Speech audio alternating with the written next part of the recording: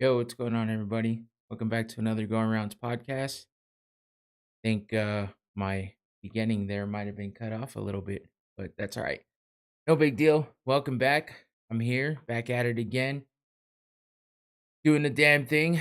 Uh it's you know, been a week as usual, and I'm happy to be here though. I'm happy to be here to give you guys a bunch of news that's going to be happening this week. There's a lot of events going on this weekend.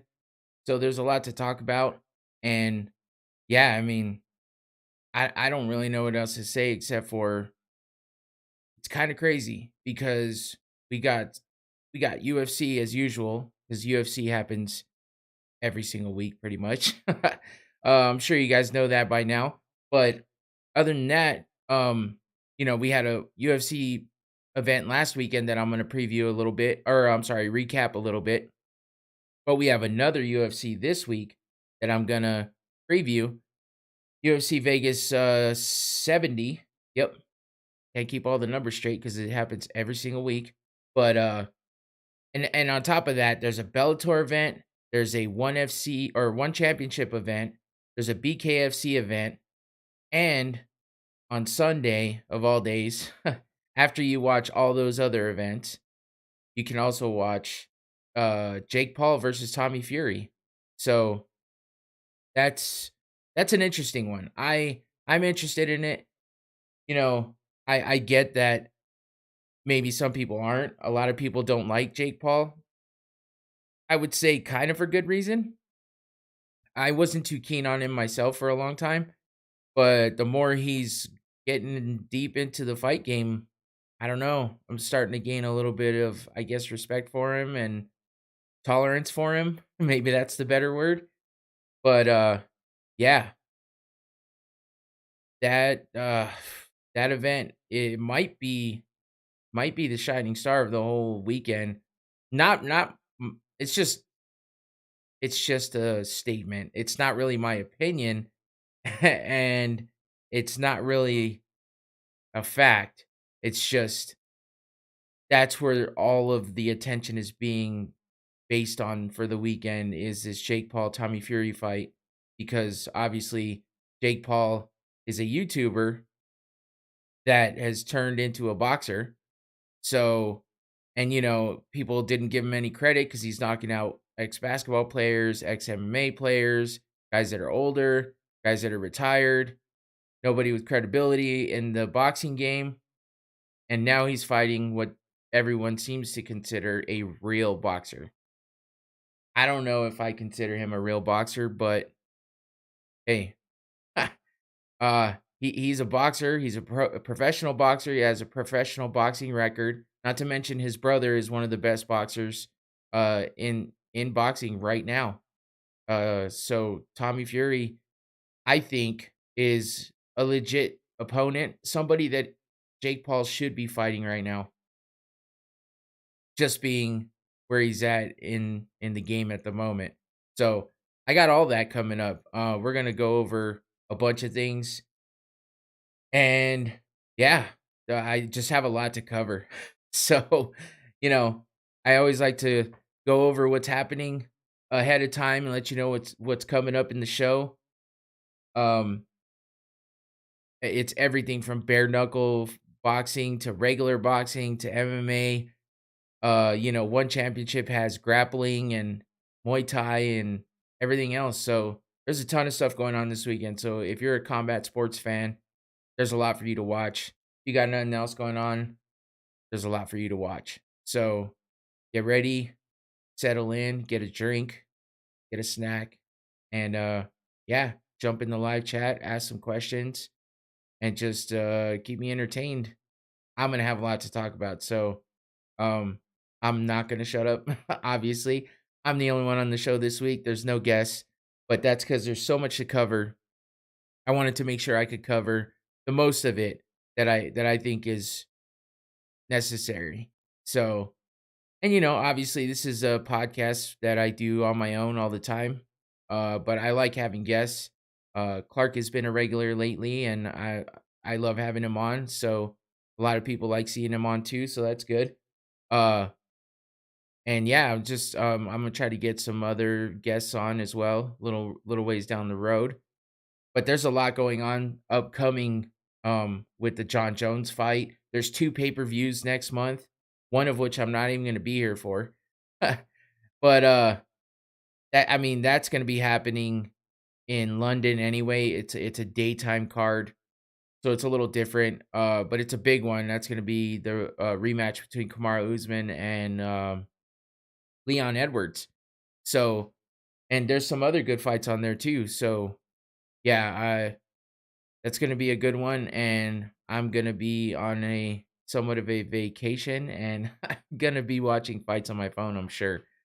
Going out of town for my wife's birthday, so I gotta be a little respectful and not be paying too much attention to my phone, but she knows how I am with all this stuff, and with the podcast, I gotta keep up.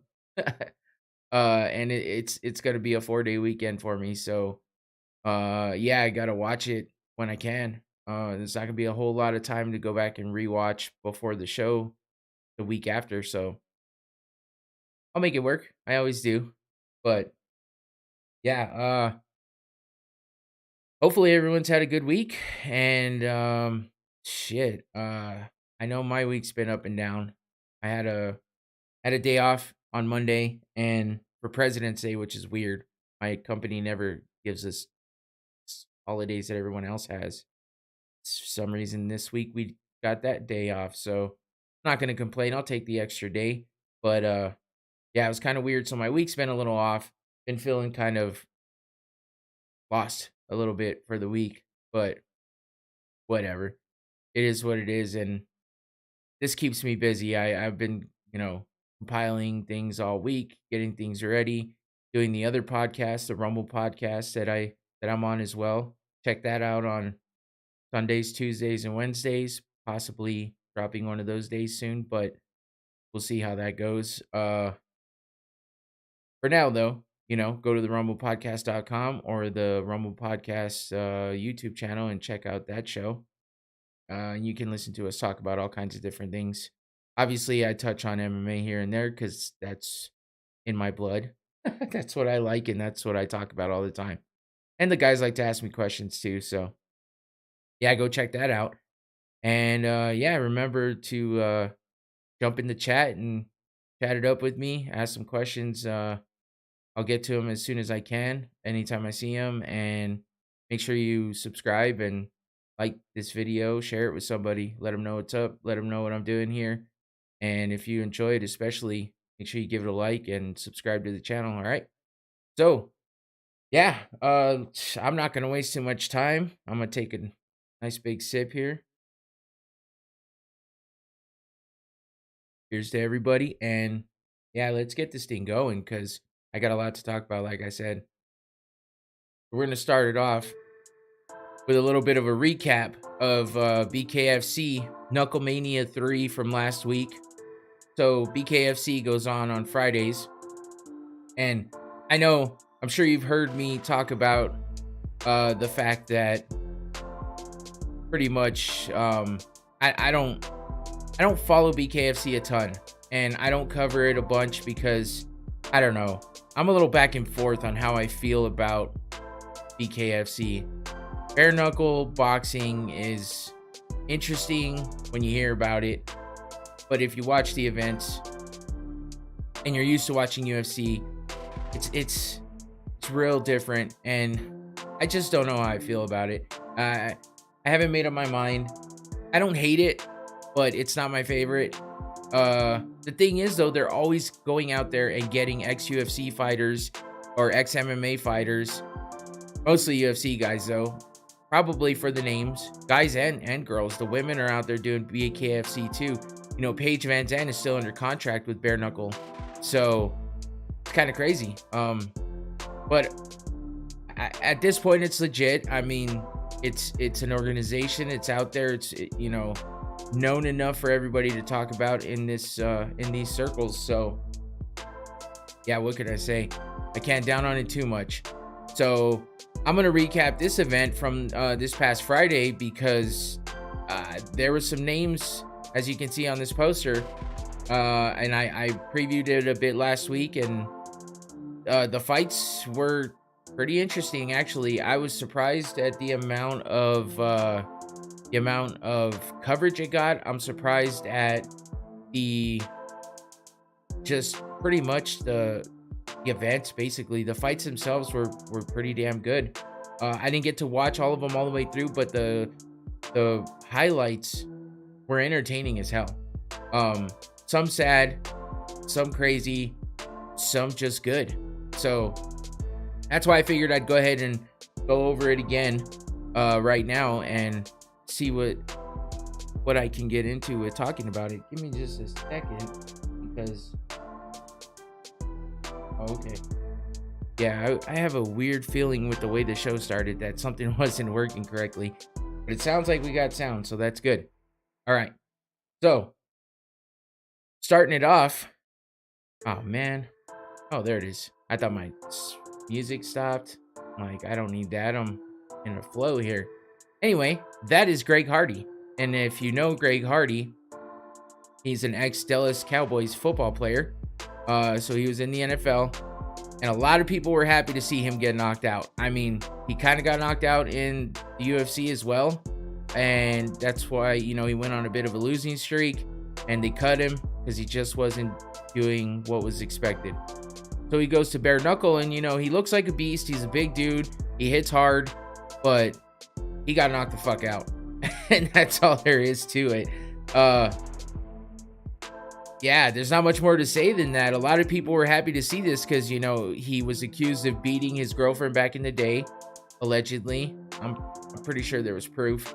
But either which way, people can change. But a lot of people don't like him. And the way he carries himself is part of the reason why a lot of people don't like him. He's kind of a brash dude. And, yeah, he kind of comes off as a dick. So a lot of people were happy to see him get knocked out. And he full-on got knocked the fuck out. So yeah, that was it for Hardy, man. Sucks for him. I'm sure he'll be back. I'm sure this isn't it for him. But, suffer a big KO like that, he better definitely take some time off. Moving on to, so this is a fight that, man, I talked about this a little bit. Diego Sanchez, obviously he used to fight in MMA, UFC specifically. And, he just came to the point where he just wasn't doing it anymore. Like, he was just getting beat up all the time. He's a fucking maniac as it is. Everyone knows it. He's crazy. When he was on The Ultimate Fighter back in the day, when he first started, he was a nut job then too. So, it is what it is. That he's just crazy. And I mean, there's not much more to say except for he's a little loony, but he's a crazy fighter as well. He gets in there and he gets into wars. That's kind of his MO. So I wasn't surprised to see what's happening here. I couldn't get any footage of it because it just wasn't there. Maybe because a lot of people felt bad about this fight.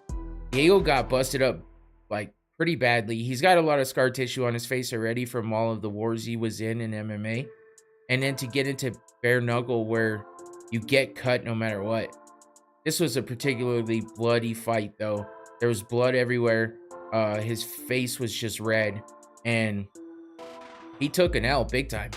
And I wasn't surprised because his opponent wasn't any kind of big name or anything, but he definitely just worked Diego, and there was not much more to it. Diego was out there throwing crazy stuff, and but he doesn't have all the weapons that he's used to having. He can't take anybody down. He can't work any submissions. He can't throw any elbows or kicks. So he's got to rely on those fists and only those fists, and a whole different game. This was his debut in the BKFC, and it didn't go well for him. And he's also trying to take action and appealing for this to become a no contest and possibly legal action towards, I think, what is his name? Austin Trout, maybe? I think it is. Yeah, I know his last name's Trout. I might be mistaken on his first name. But he's trying to take legal action against him. And I watched the video, his evidence.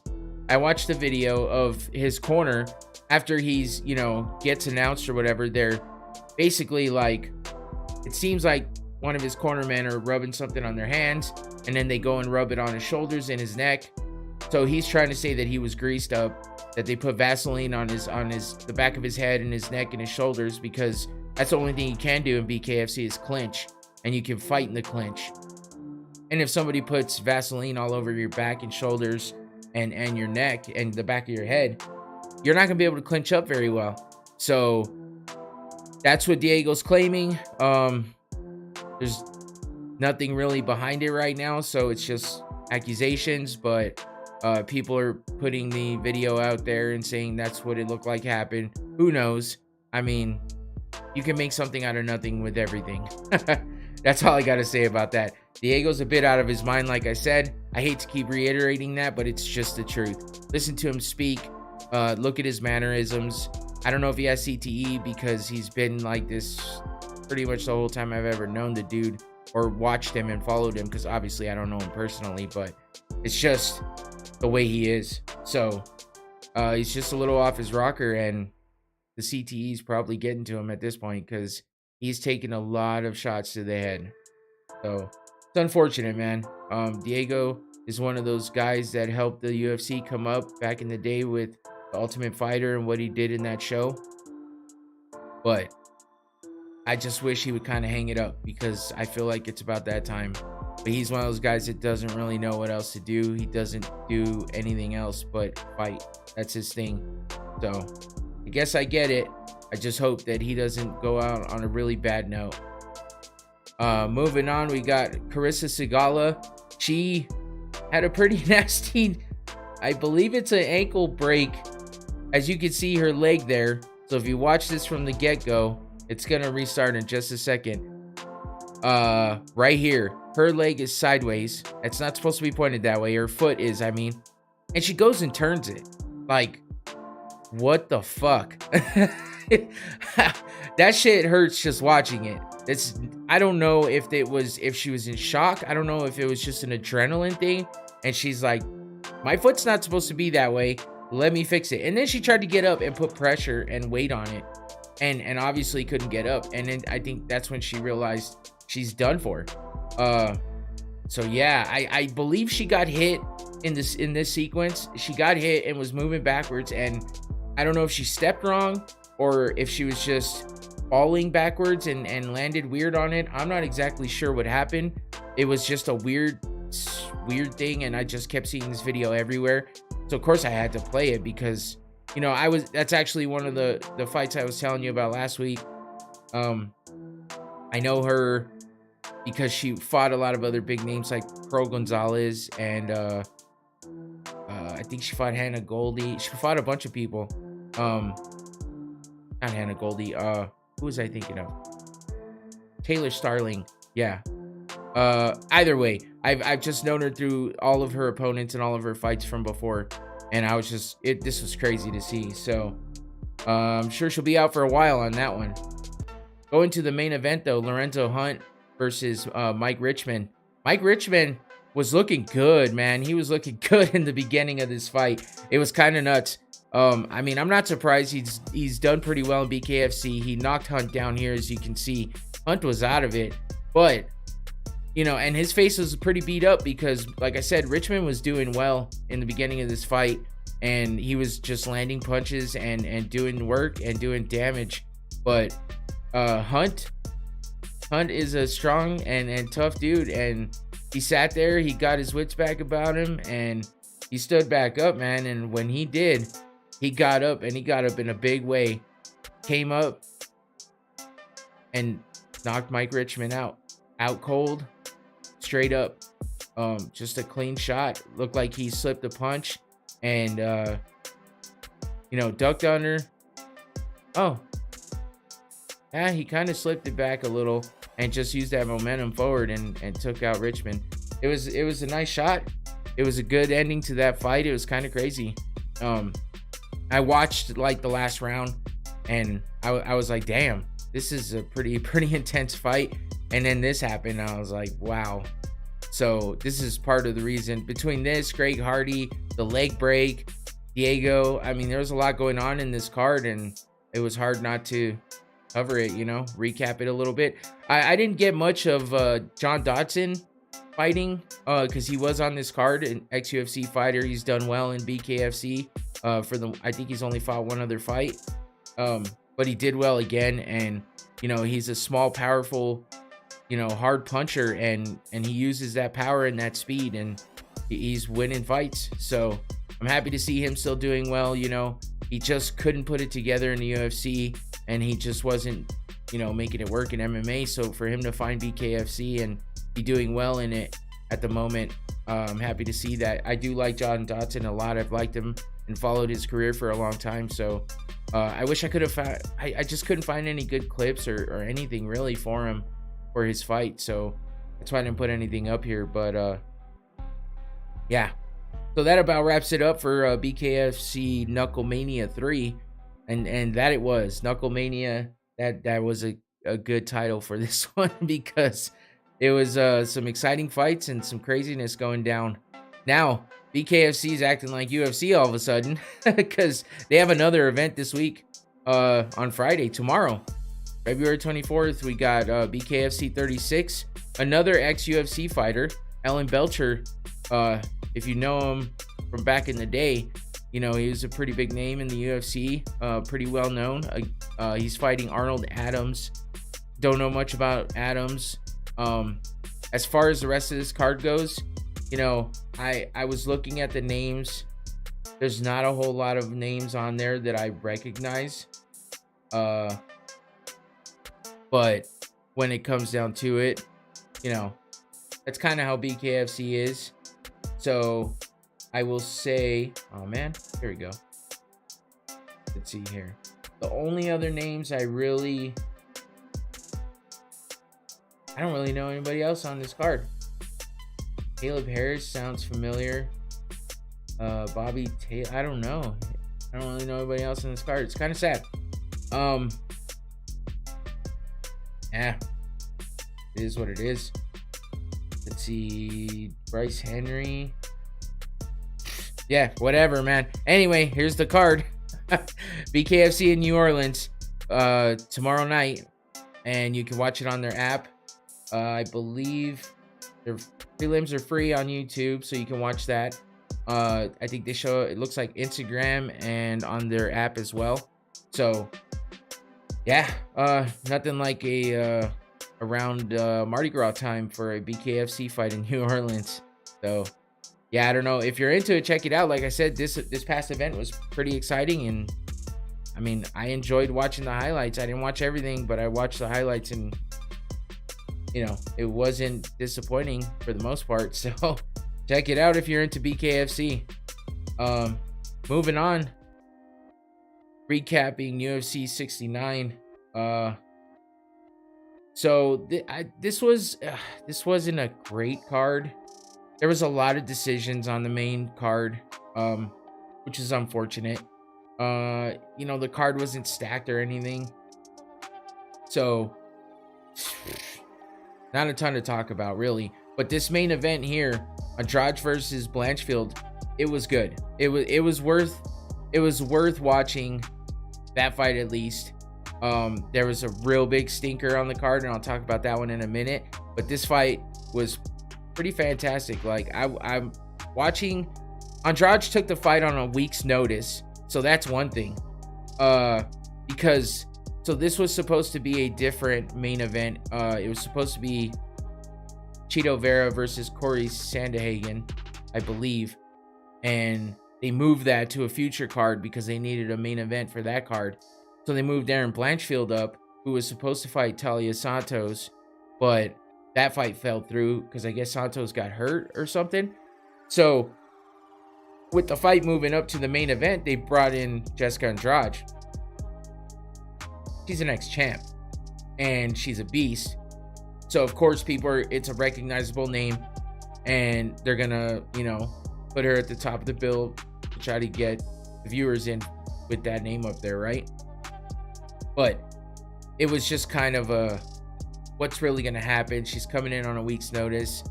against a pretty a pretty good opponent. I don't know what I was trying to say there, but Blanchfield has been dominating people, especially with her last win against Molly McCann before this fight. So yeah, it was just one of those weird cards. The really bad fight that I was talking about was let's see. Let me get these. I want to get these names right. William Knight versus Marcin Pacino. So that went to decision, like every other fight on that card except for the. Oh man, yeah. So every other fight except for the main event went to decision. So that tells you how that card kind of went. But William Knight versus Marcin Pacino, Prachnio, that's what it is. That fight, man. I mean, William Knight, that's a light heavyweight fight, right? So William Knight is stacked. He's fucking yoked. He's huge. And you would think, oh shit, this isn't gonna go past the first round, right? If you know anything about Prachnio, you know, he's a pretty decent fighter. There's not a lot to say. I know his name here in the past, but not a lot with him. So anyway, you're thinking with that big ass dude, William Knight, he's gonna come out banging, right? Nah, he got the fucking shit kicked out of his legs. He looked like he was there to just stare at his opponent and do nothing. He threw like 8 significant strikes through the whole fight. 15 minutes. It went all 3 rounds, all 15 minutes. And the motherfucker didn't do anything. He did nothing. He stood there. He kept getting his legs kicked. You could see him grimace in pain every time he kept getting kicked in the leg. And Prachnio was like, fuck this. I'm going to kick the shit out of this dude's legs and win this fight. Because he didn't do much else. He didn't want to rush in and get clipped by an uppercut or a quick jab or something like that. You know, because he's winning the fight. So I don't blame him, I guess, but it was a very frustrating and boring fucking fight. It was so frustrating to watch Prachnio just leg kick, occasional try to change it up and throw a head kick, occasionally. It was like their hands didn't work, you know. William Knight just stood there, man, and he paid the price. He got cut from the UFC after that fight because he didn't do shit, and he wouldn't do shit. And I mean, it's unfortunate, man. I don't know why it went down that way. He said himself, he fucked up. He froze up. He was getting kicked in the legs. Didn't know what to do about it. Couldn't seem to defend it in any other way. So he just stood there. It's a damn shame. What up, Trent? I see you in the chat. So yeah, I don't know, man. It was a bullshit fight. I hated it. I hated seeing it. I hate that it went that way. And I don't know. It's a damn shame, really. So, yeah. But anyway, there was, let's see what else. Jordan, what's his face? God damn it. Why did I just forget? Hold on, I just totally moved off. Jordan Wright also lost by decision to Zach Pauga. And Jordan Wright got his walking papers too. They were like, peace out, bro. Because he wasn't, his fight wasn't very impressive either. He looked like he just didn't want to be there. And it was just a boring ass fight, really. Decision, all 3 rounds. Pauga gets the win. Yeah, that's about it on that one. So, and then also in the other, Lena Landsberg versus Mayra Buenasilva. So I went over this fight as a preview for this, and you know, I was talking about Lena Landsberg kind of having some experience and stuff over Buenasilva, but yeah, she shit the bed big time, and she got submitted in round 2, and it was just not a great fight. She just wasn't happy with her performance, and she went ahead and retired. So Lena Landsberg retires. I wish her luck. Yeah, she didn't look like she was into it whatsoever, and it was not a great fight for her. So But yeah, let's move on to the good stuff. The best part of this whole night was this fight here with Jessica Andrade versus Erin Blanchfield. Now, like I was saying earlier, Blanchfield is you got something against Brazil, Tommy. I don't understand. But yeah, you're right on this one. Brazil got the loss. But Andrade, so in this sequence right here, if you notice, as soon as Erin grabs her and ties her up and turns her right there, according to what Andrade said, is that she lost lost her way in this fight, because in that moment right there, what I was talking about, apparently her titty popped out. So when Erin went to grab her and pull her up, I guess her top came up. So she said that threw her off big time and she couldn't recoup. She got taken down. She was too busy worrying about covering herself up. And then Erin did work. You know, she took her down, jumped right over into side control, and pretty much started working for the submission right away.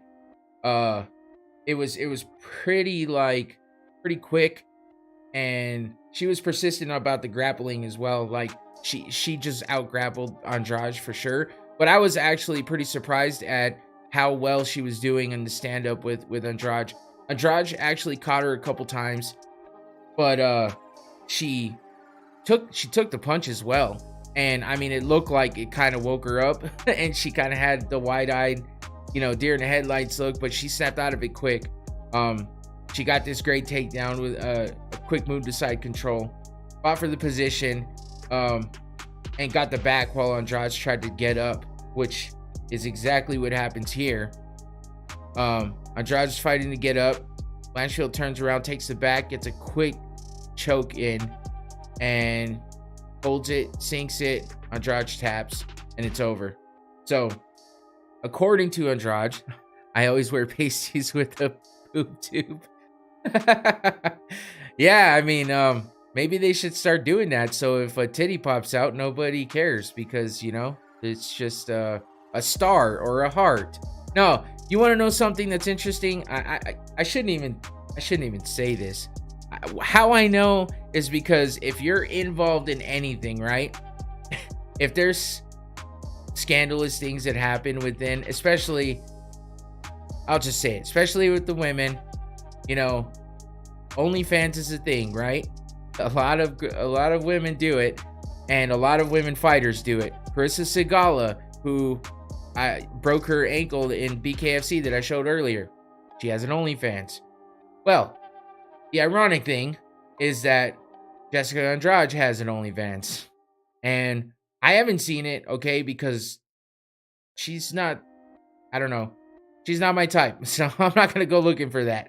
But apparently she shows quite a bit. So why she's worried about her titty popping out in the middle of a fight when obviously it can probably be covered up pretty quick, and not a lot of people saw it, because usually you get the memes, you get the videos, you get everybody pointing it out when they see it. But I didn't see a lot of that until I saw her talking about it, or saw a story with her quoted saying that that's what happened.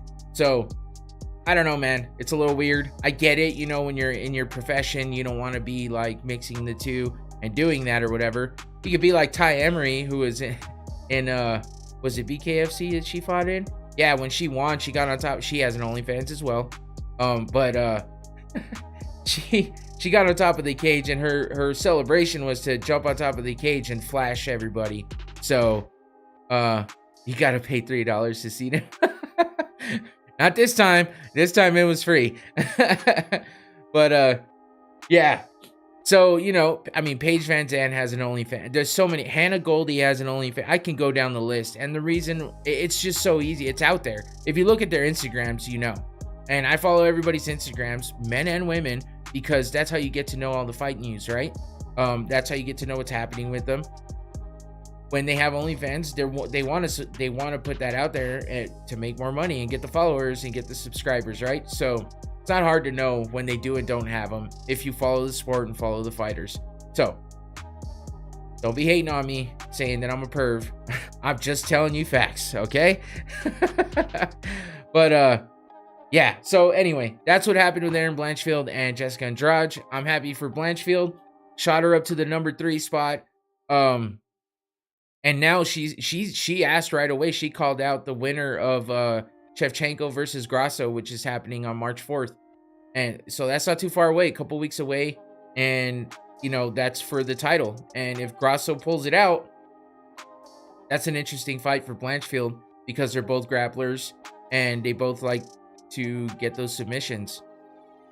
But if Shevchenko gets the win, which most people are going to say that's what's going to happen, because I don't know that Grasso is on Shevchenko's level. She's a great grappler and jiu-jitsu artist, but I don't know if she could take the strikes from Shevchenko. She needs to figure out a way to get her to the ground quickly, but Shevchenko's no slouch on the ground either.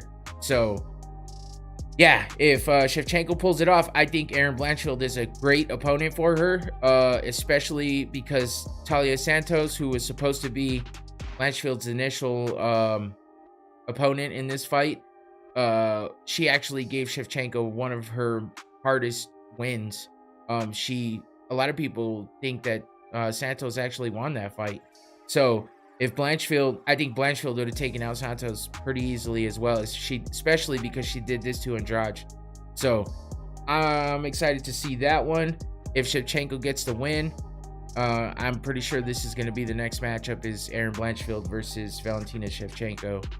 So I'm pretty happy for Erin Blanchfield, though. Like I said, she's also en route to be the youngest women's champion, because I think at the moment she's only 23. So that would make her one of the youngest champs in UFC history. Obviously, I believe John Jones was 21 when he won the belt, so he's still the youngest champ ever. But yeah, everyone's chasing that. Raul Rosas Jr. right now says that he's going to be the youngest champ ever and take that title from John Jones, meaning the youngest champ ever in the UFC. So anyway, let's move on to the next UFC event going on this weekend. UFC Vegas 70. Another fucking Apex card, right? It's just, the Apex cards are so annoying. It's just the UFC saving money pretty much because they don't have to do a whole lot. They're just getting their numbers up for ESPN. They have a contract that says they have to have so many fights within a year. They're just meeting that quota. They don't give a shit if they're not making money at the gate. They make money everywhere else. They're worth billions. And when it comes down to it, it saves them money having to travel and do the setup. And, they don't get the ticket sales at the gate or anything like that. But I don't know. Fucking Apex thing. It's so played out. It was supposed to just be for the pandemic. And, I get it if they want to use it as a last resort type thing when people, or when events go sideways and they just need to pull it off. It's the easiest way to do it, and I get that. But it shouldn't be like this for every single fight. It just sucks. I mean, especially when they put shitty cards on a night like that in the Apex. There's no crowd to hype anything up, and it just sucks. So, I don't know. That's just my opinion. A lot of people feel the same way, but there's a lot of fighters that like the fact that the cage is smaller, like the fact that there's not all the outside influence, and just like it overall. So, who the fuck am I to say what's better or what's not, right? I'm just talking my opinion, and, my opinion is shared by a lot of other people. So, anyway, enough of that bitching. Nikita Krylov versus, what the hell is Span's first name? Damn it. Why do I always do this? I just had his name in my head. That's okay. That's what the internet's for, right? Ryan Span. I'm so stupid. It's such an easy name, too. This should be a pretty decent fight. Krylov's always involved in pretty good fights. He's got heavy hands. He likes striking. And Ryan Span's the same way. A lot of big knockouts. He's knocked out some big names. Jack Hermanson, Reyes, Dominic Reyes. Actually, I'll show you all of it in just a minute. Actually, Krylov knocked out or TKO'd Gustafsson. So I mean, they both gotten some big names under their belts with some wins. So yeah, this should be a pretty decent card. Let me get to, oh my gosh, I just completely pushed a button and I didn't mean to. Excuse my mistakes. There we go. That's what I meant to push. And yeah, there's a couple of fights I'm really excited about when it comes to this card. But and those would be in the main card, really. Muniz versus Allen, the co-main event, that should be a pretty good fight. And I'm really excited for Tatiana Suarez versus Montana De La Rosa. I'll go over that here in just a minute. Only notables in the prelims that I know of right now: Jordan Levitt, he's always entertaining. He fought Paddy Pimblett. He always twerks on people when he wins, which is pretty funny. So Paddy Pimblett got him back and twerked on him when he beat him. That's pretty funny. He's always entertaining. He's a real kind of flamboyant dude. But yeah, he's cool. Then we got O'Day Osborne is fighting as well. He's a pretty good name, up and comer. A lot of people are high on him. Let me see here. Charles Johnson, his opponent, 13-3. Don't know much about him, but yeah, O'Day Osborne is a good dude. He's cool. I like him as a person, and he's a great fighter too. So that's a good fight. Let's see. Joe Selecki versus Carl Deaton. Oh, Jasmine. Oh man, I can't say her last name. I just heard an interview with her earlier though. Jasdivicius, something like that. Anyway, she seems like a cool chick. And I mean, she's a pretty vicious fighter too, so that might be one to watch. 7-2 versus 8-1, Gabriela Fernandez. I think I might have seen her fight before. I didn't know Jasdivicius was 33 though. Damn. Yeah, so that's a decent one on the prelim. But going to the main card, let's start from the bottom. Mike Malott versus Johan Lainesse. I think that's how you say his last name. I'm hoping so, because I hate messing up people's names, but these fucking people have a lot of hard names to pronounce. So if it's not an international fighter, it's just a tough name in general. So let's see. Mike Malott is 8-1. John Anik seems to be big on this guy, but it sounds like it's because he's a Boston guy. So and John Anik seems to favor guys from Boston. So he's on a 4-fight win streak. Damn. Oh, but he's only got one fight in the UFC, and that's against Mickey Gall, which is not a bad fight. Before that, he came from Dana White's Contender Series, so you know, not bad. And against Johan Lainesse. White Lion is his nickname. That's hilarious. Lainesse, I think that's how you say his name. Either way, he's 1-1 in the UFC. Also another guy from Dana White's Contender Series. There's been a lot of names from the Contender Series that have been on these cards lately, so you know, if you don't watch Dana White's Contender Series on Tuesdays, when it's on, I guess it's something to watch, because these guys are all coming up, and I've been seeing them on the cards quite a bit. So yeah, moving on. One of the fights I was talking about, Tatiana Suarez versus Montana De La Rosa. So I mean, there's a lot to talk about when it comes to Tatiana Suarez, and that's because she's been on a 4-year layoff, which is pretty unfortunate. And man, it's due to injury. So she's been injured. She had a neck injury, and then I think she had a knee injury in, well, both knees actually, which is crazy. It's a lot of injuries. Not to mention, she's also a cancer survivor. When she was 19, they found thyroid cancer in her. and she beat it, and she's fully like past it, done with it, been done with it for a long time. Um, but yeah, it's pretty nuts. So she's a warrior. She she has a lot to fight for all the time. And she's a damn good wrestler. Like, she's a highly decorated wrestler. She won medals. She was great in D1 wrestling for college. Everything. She's got, like I said, highly decorated. And there's just a lot to say about Tatiana Suarez. She should have been a champ by now, I think, if she wouldn't have gotten injured. She came off the Ultimate Fighter. She dominated there. And she's gotten big wins against former champs like Carlos Esparza. And yeah, I mean, but then she got injured and she's been gone for 4 years, which is insane. So, let's see. Well, she's undefeated in the UFC, obviously.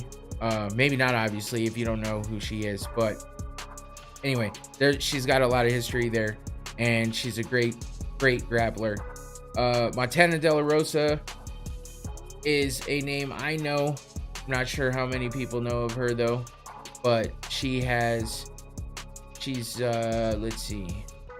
She's coming off a loss to Macy Barber, but Macy Barber's been on a rampage and beaten everybody. And if I remember correctly, that was a pretty hard-fought decision win for Macy Barber. So Montana gave her some work, and then her last win was against Ariane Lipsky, which that's a pretty good name too. Lipsky's a damn good fighter, and but Montana got some good elbows in and finished her with punches.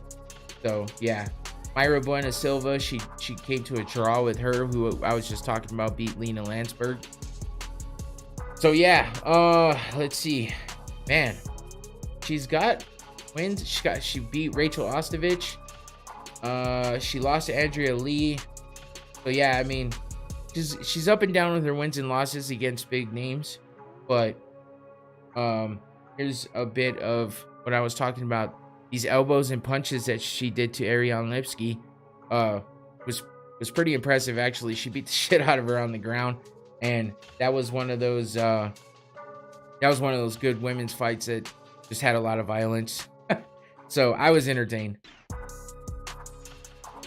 But she's not going to get away with that with Tatiana Suarez. So unless Suarez has a massive ring rust, which any fighter that's like her doesn't seem to have that problem.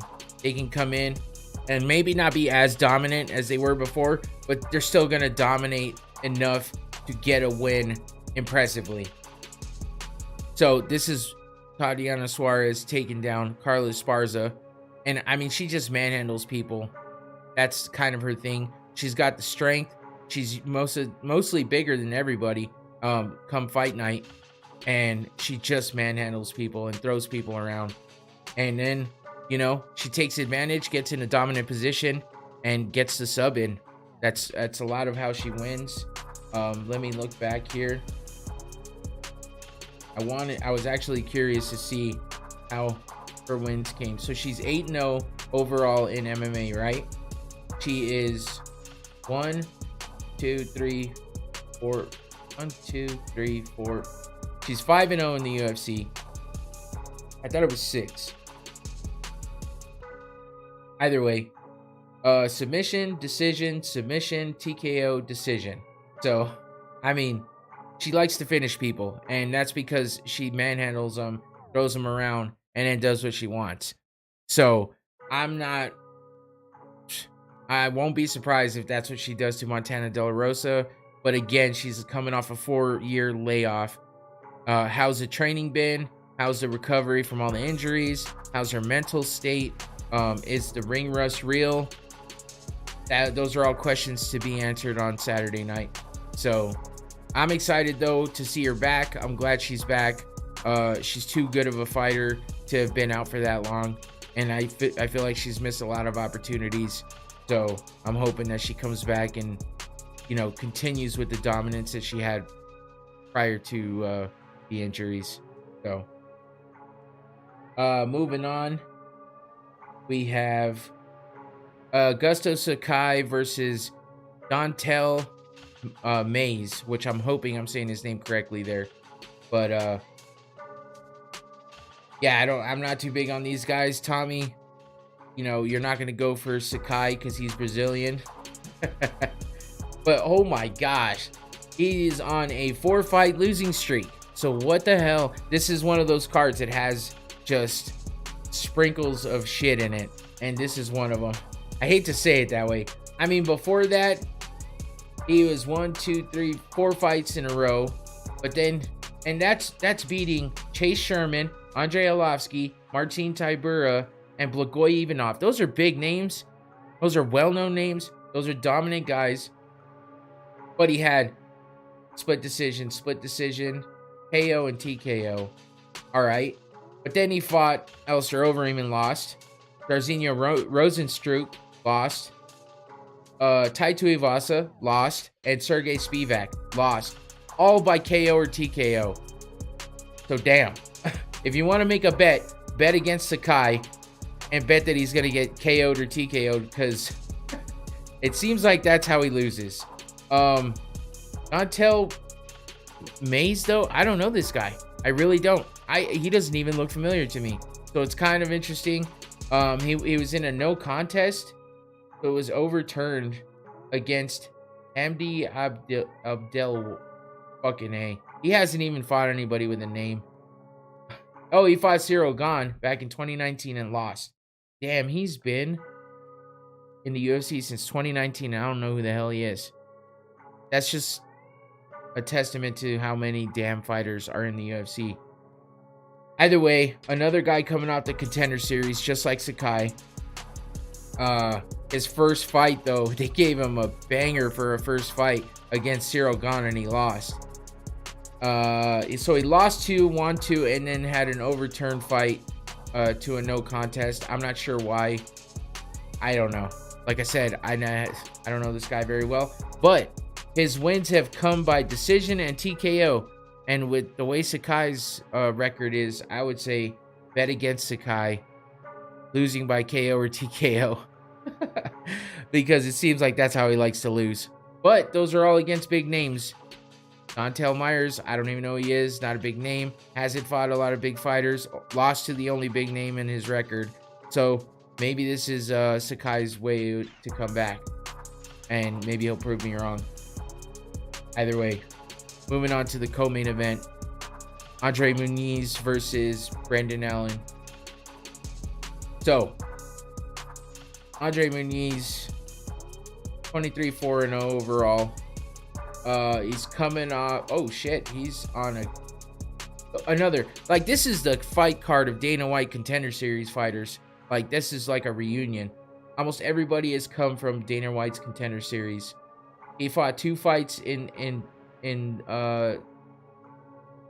looks like he was in it in 2018 and 2019. Got wins there. And then he's undefeated in the UFC right now.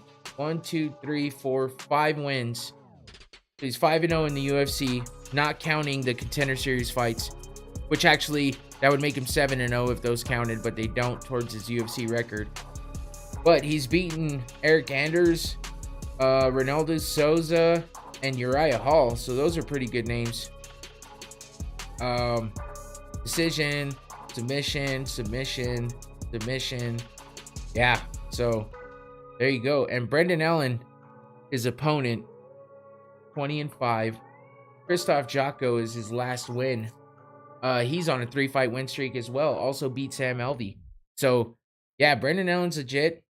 2 submissions and a decision. Yeah, he's been, and he's from the Contender Series too. Surprise, surprise. I can't even keep up with how many guys are from the Contender Series. It's just too much. He lost to Sean Strickland, unfortunately. Either way, should be a pretty good fight. Looks like it might be submission heavy, but I'm okay with that. I've heard from both of these guys. I don't know them particularly as well as I know a lot of other fighters, but that's okay. Just means there's something to learn. Moving on to the main event, we've got Nikita Krylov versus Ryan Spann. Krylov is heavy with the hands, like I said. He's got good punches. He dropped Gustafsson here. Got a TKO out of that. Ryan Spann. Big punches, heavy hands, heavy hitter. This is him knocking, damn near knocking out Hermanson. I don't know if he actually got the full knockout on that one, but yeah, heavy hands.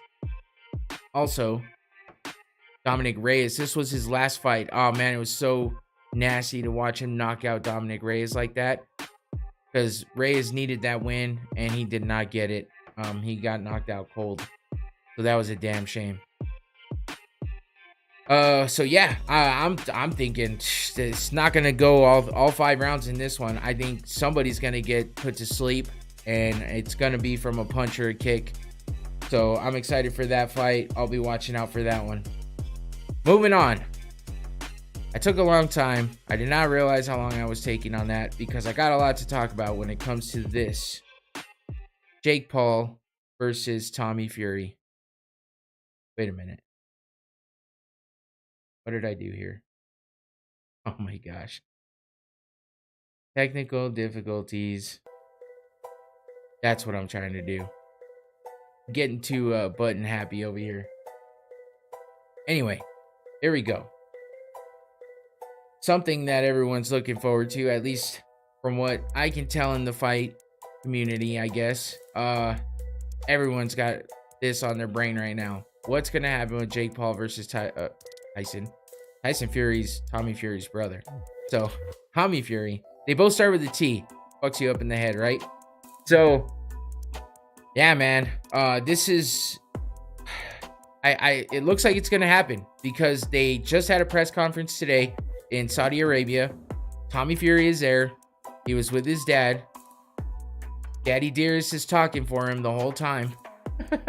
Tommy just seems to be like, I hate to say it. I feel bad for saying it too, but he's like a puppet. His dad's talking for him. He's over there shaking his head like, yeah, what he said. You know, he's not a big talker. He was on a reality show. I think it was Love Island UK or some shit. So I don't know. Like, it doesn't seem like much of a talker, which is weird. Especially with who his dad and his brother are. I mean, apparently they have different moms, whatever. But Tyson Fury is for sure his dad's son, if you know what I'm saying. You need the Jitterbug Stream Deck, only 4 big buttons. Yeah, no shit. It's because I'm like looking at 3 different screens and I'm holding my hand over. I'm fucking things up. It's okay. It makes it interesting. Keeps me on my toes. Yeah, but so Tyson Fury is just his dad. You can see where Tyson Fury gets his shit talk from, and it's from their dad. Because yeah, they talk a lot of shit, and Tyson Fury's dad was out there talking mad shit, of course, to Jake Paul.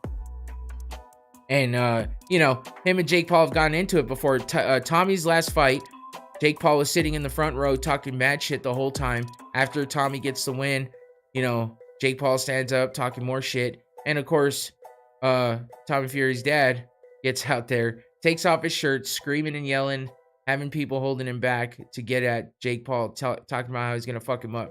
So that's how that relationship goes. And Tommy Fury just stands back and smiles. He's Mr. Pretty Boy, as you can tell. And, yeah, I mean, the dude is yoked. His arms look unreal. Like, they don't match his body. Like, his chest and his arms look like they don't match his body. It's kind of, I don't know, it's kind of weird. I don't get it. Either way, he's a professional boxer. He's got a professional boxing record. So, this is the first legit boxer that Jake Paul has fought. So that's what all the hype is about. Obviously, Jake Paul fighting in general, there's a lot of hype behind every fight he has ever since he started all this. But there's definitely big hype around this one. And there's a reason. Jake Paul has a mouthpiece that he uses a lot, and he knows how to use it. He's a YouTuber. He knows how to make the videos. He knows how to get the clout, and he knows how to bring the viewers. So here's a good example of it, and here's a good example as to why a lot of people hate him or love him, but this is why he's well known. Here we go. Tommy, I hope you've enjoyed these last few moments of your career. This is it. You're going to be retired from boxing after this. You're going to be disowned by your family. You're going to go back to your mother's maiden name. There's nothing else that can save you. It is just me and you, mano a mano. Your brother's not in the ring anymore with you. Your dad's not in the ring with you anymore. Molly's not in the ring with you anymore. Bambi isn't in the ring with you anymore. So just a quick recap here. I mean, he's going at him, obviously, because Tommy's dad is always involved in everything. Tyson is involved in stuff, even though he, him and Jake don't have a thing. They don't go back and forth with shit.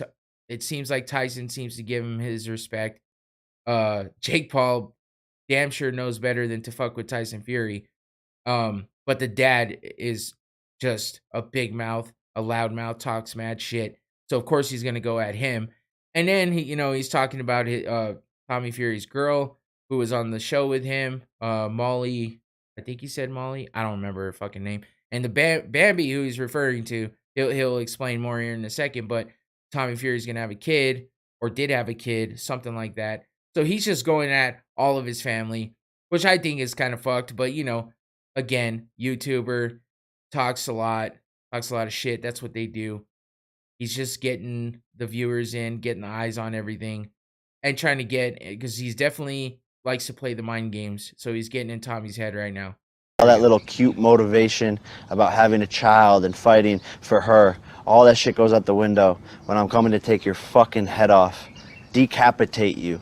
I'm a mean, angry person deep down. I'm going to take out all of it on your fucking face. And there's nothing you could do to fucking beat me. I'm built different. I want this more than you. I have more of a why. I'm more tapped in. I'm more emotionally intelligent. I'm more spiritually connected. I've worked harder every single day. Okay. I'm only laughing. Watching his face is hilarious.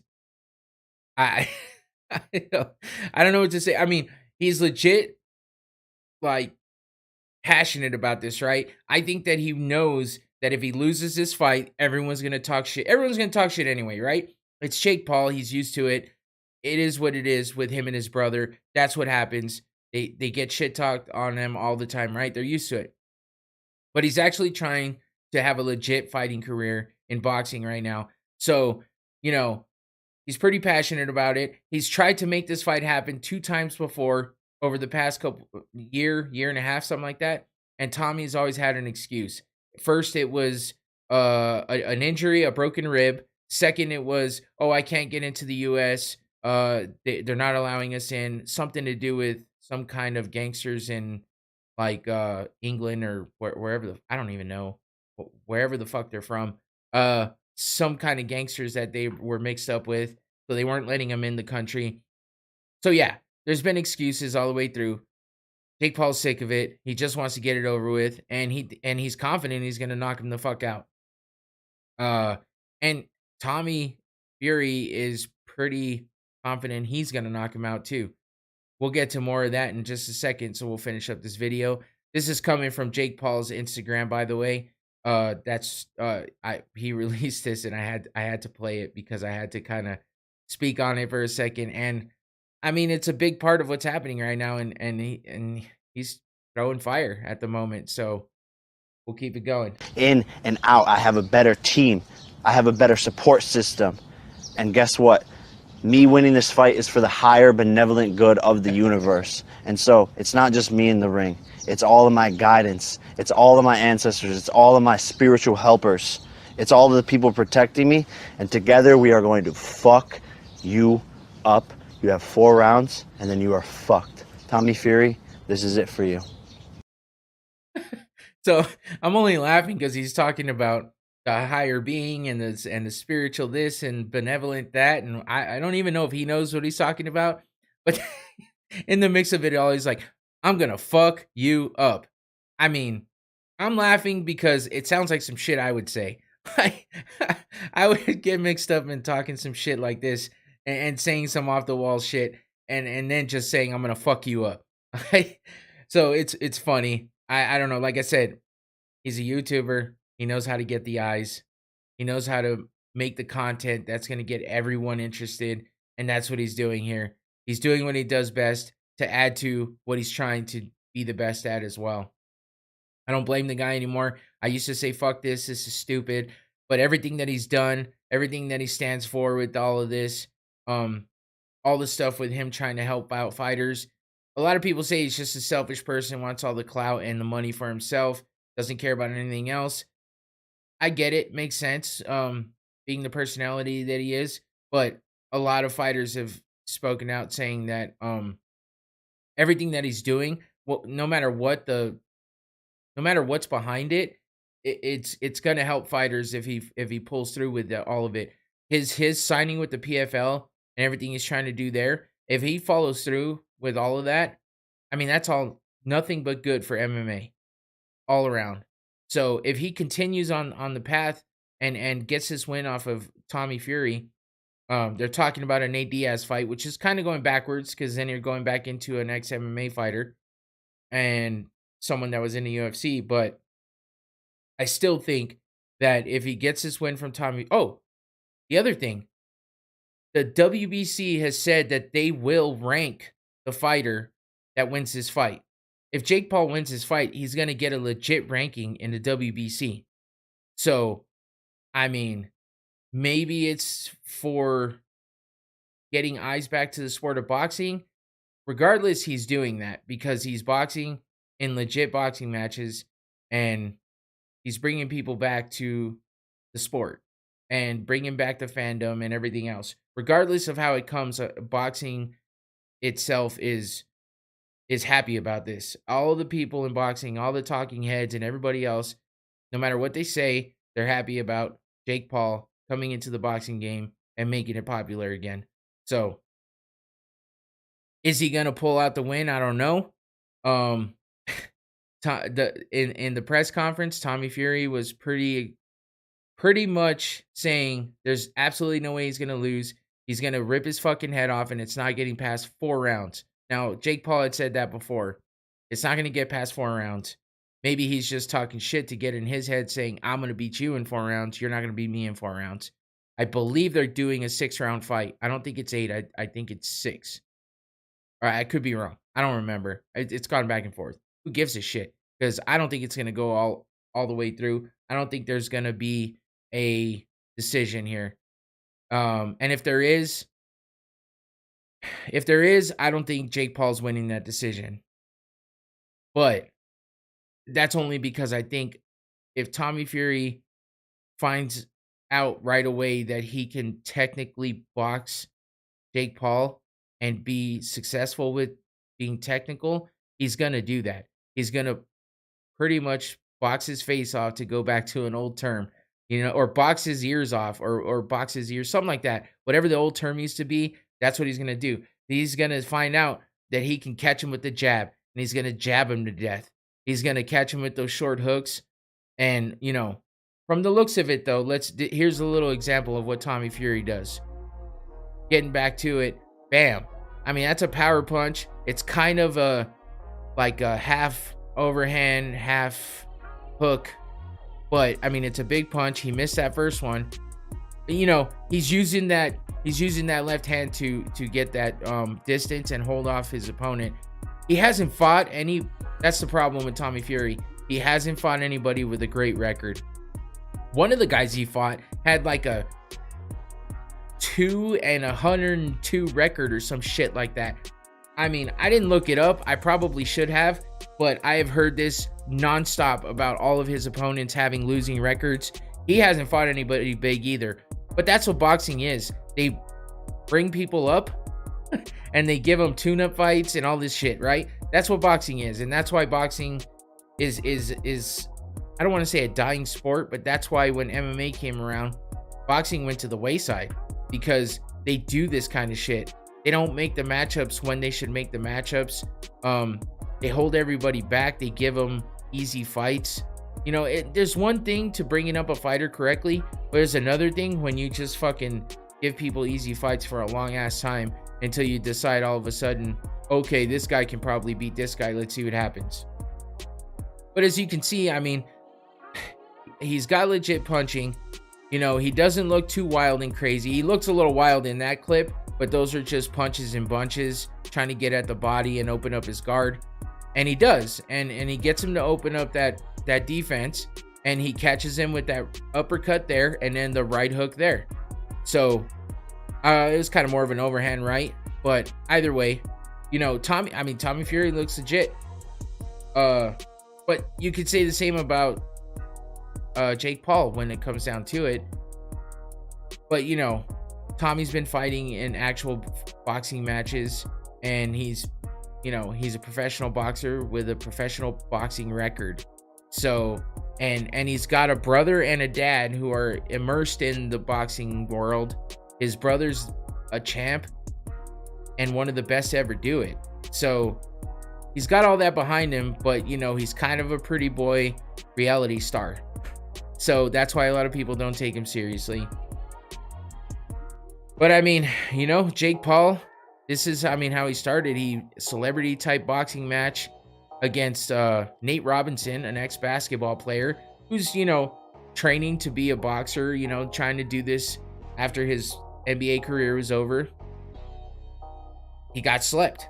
I mean, he pretty much got matte burn on his face. That's how hard he went out. I mean, it's pretty nasty, but everyone's saying, okay, cool, you beat a fucking ex-NBA star.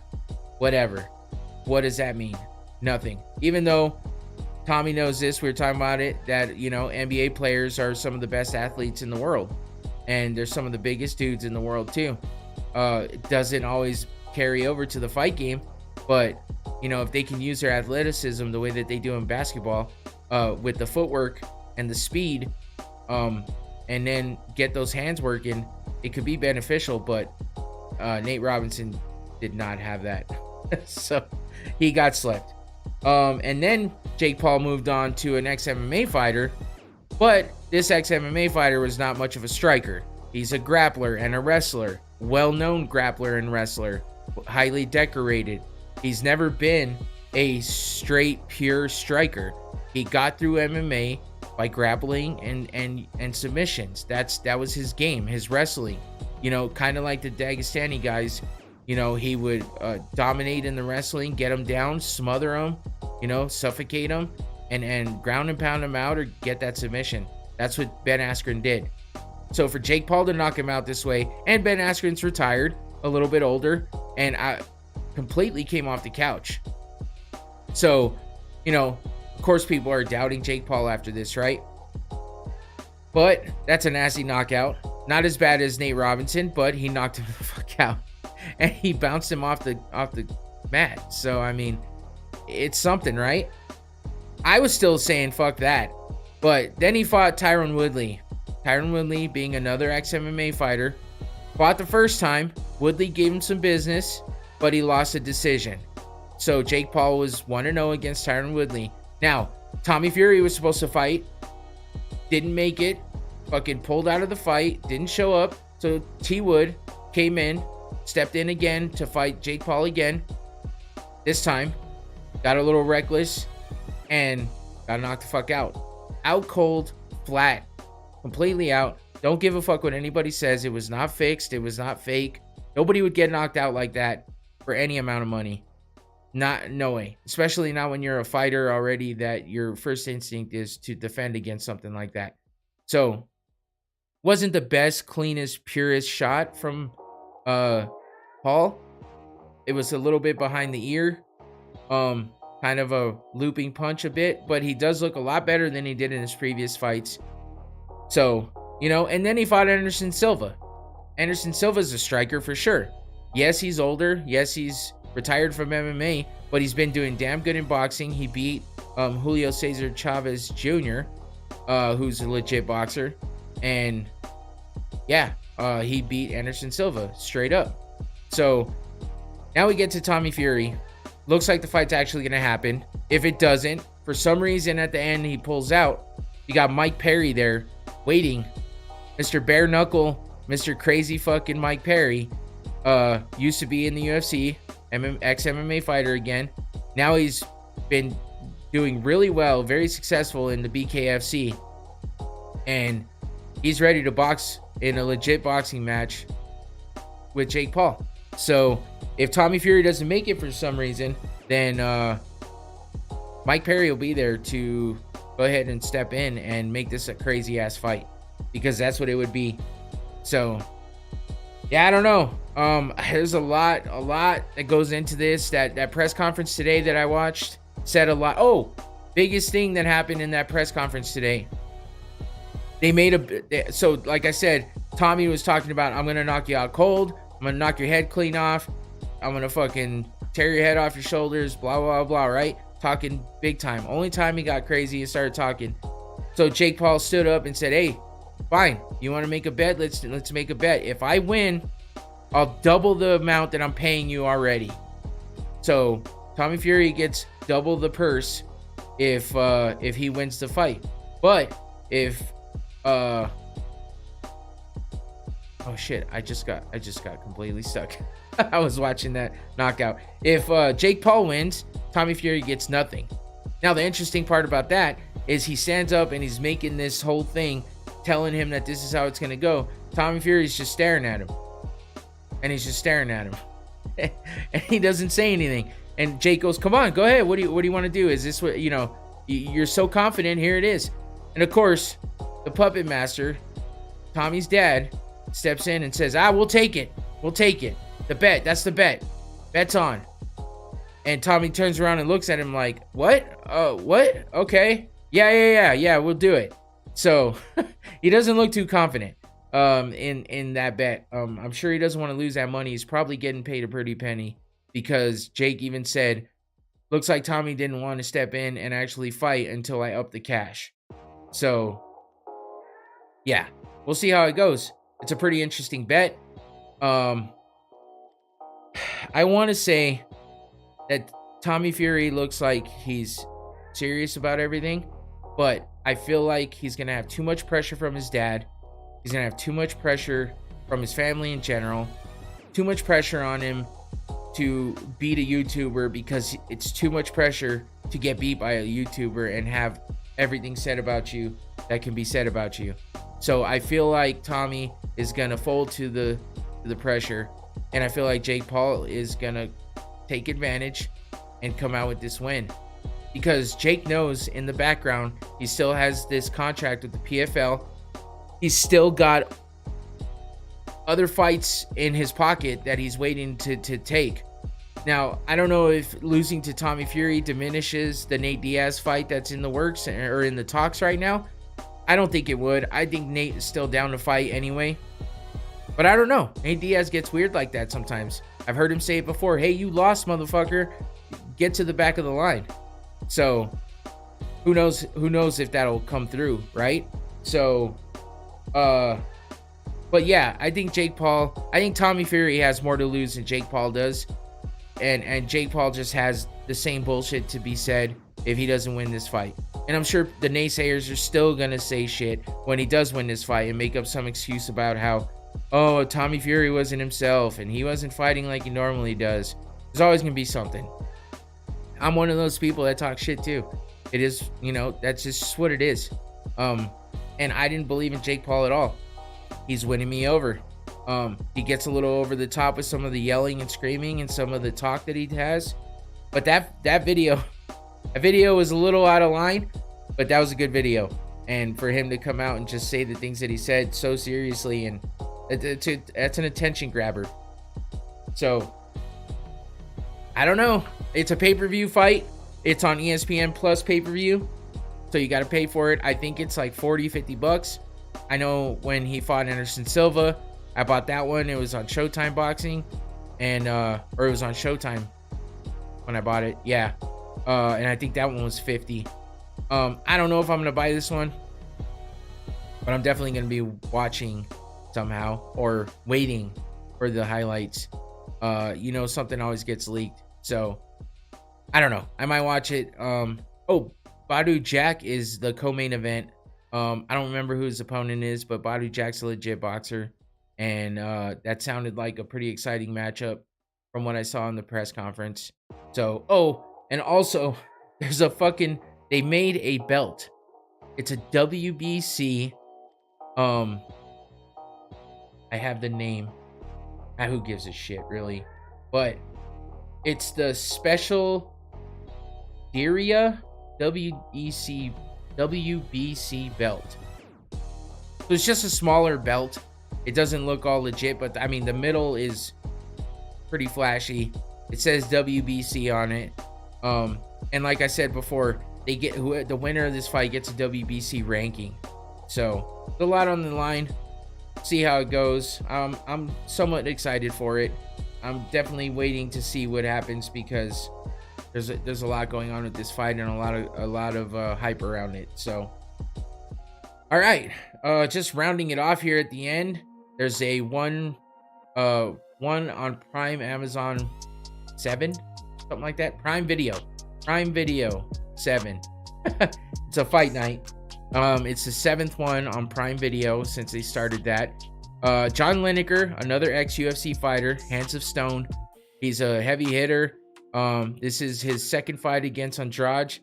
And yeah, the first one ended in a no contest or something like that because I was like a nasty cup shot and Lineker couldn't even move.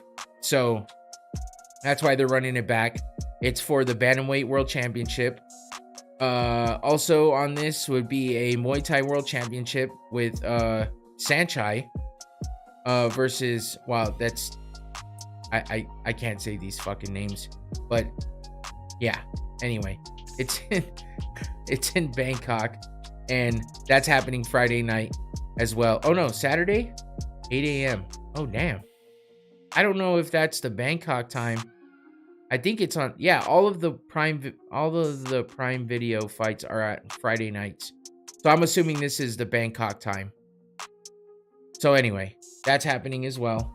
Like I said, a bunch going on this weekend. We also have Bellator 291 in Dublin. They do a lot of fights in Dublin. Bellator is pretty big over there. They hold big events over there a lot. This is for a title, the Welterweight World Championship. And it's Amosov versus Storley. Looks like it's belt versus belt. I've been so caught up in everything else going on that I haven't paid much attention to this. So looks like, yeah, it looks like they both have, I think Storley might be coming up. Oh no, interim champ. There we go. My bad. Yep, it says it right there. I see, interim champ. So Storley's the interim champ. Amosov's the undisputed or legit champ at the moment, however you want to say that. But yeah, that's happening Saturday as well. Pedro Carvalho versus Jeremy Kennedy. That should be a good one. Peter Queally is a well-known name in Ireland. He's got one of the best walkouts ever. Just Google Peter Queally walkout in Dublin for Bellator MMA. He walks out to Zombie by the Cranberries. The announcer does a great job of talking it through, and just watching and listening to the crowd sing word for word that song while he walks out and just soaks it all in. It's insane. It's pretty, I don't know. It was kind of one of those things you get the chills. Anyway, he's fighting Bryce Logan. That's, yeah, Sinead Kavanagh, another big name in Ireland, fighting Janae Harding. It should be a pretty decent fight. Kavanagh's always involved in really good fights. Let's see, who else? That's really it for the main card.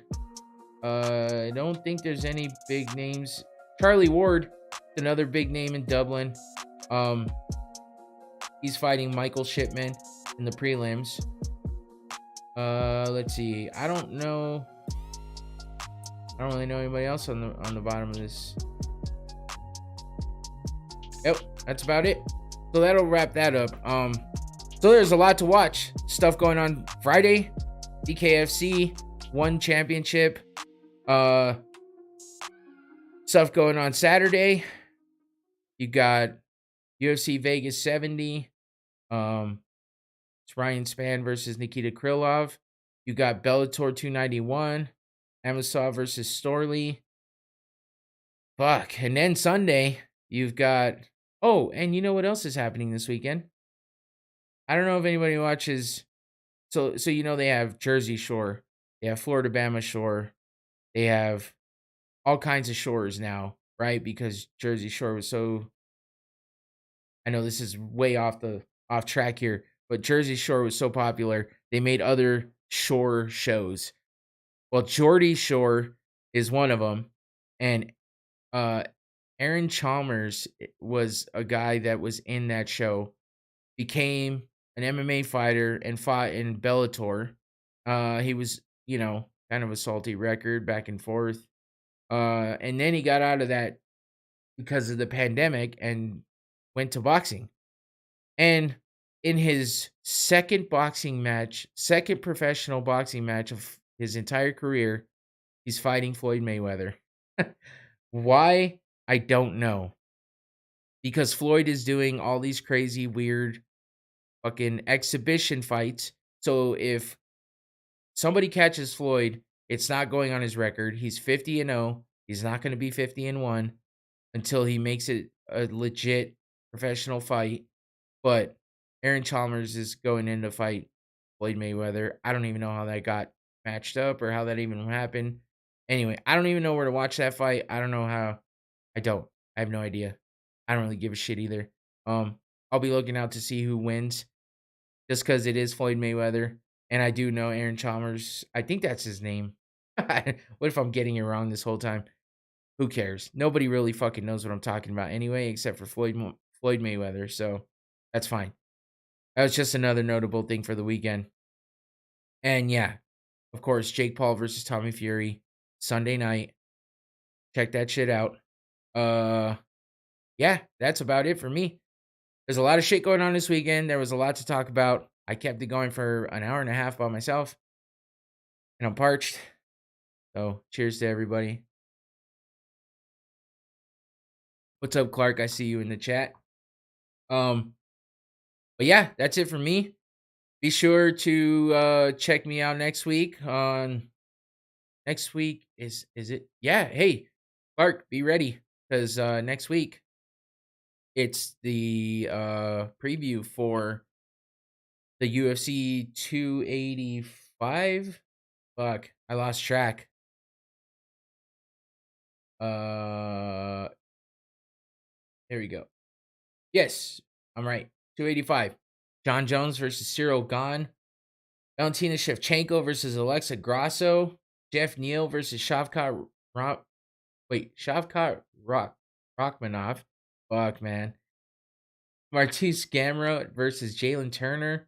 Bo Nickel versus Jamie Pickett. There's a lot of fucking good fights on this card. So, yeah, we have a lot to go over. We're going to break it down. Clark's going to join me. Yeah, we're going to have a good time. I can't wait for that fight. It's going to be a great one. So we got to get through this weekend of all kinds of events, and then we get to the big one, John Jones returning. So be ready next week. Tune in again on Thursday, same time, same place. Check out Going Rounds Podcast on all social media except for Twitter. It's Going Rounds Pod. It's been scrolling at the bottom of the screen this whole time. Check it out. Go back and watch the video if you want to know what's what and where I'm at. Twitter, Instagram, Facebook, TikTok. I'm always making something. Always posting somewhere. So check it out. And don't forget to check out the Rumble Podcast on the go to rumblepodcast.com or the Rumble Podcast YouTube channel. We are on Tuesdays, Wednesdays, and Sundays, 8 p.m. Arizona time. Figure out your time zone wherever you are. And that's about it. So thanks again for tuning in. Thanks to Trent, Tommy, and Clark for chatting it up with me. And we'll see you next week for that big ass event that I cannot wait for. So have a good weekend. Enjoy all the fights. Take it all in. And then get ready for next week. Talk to you guys later. Peace.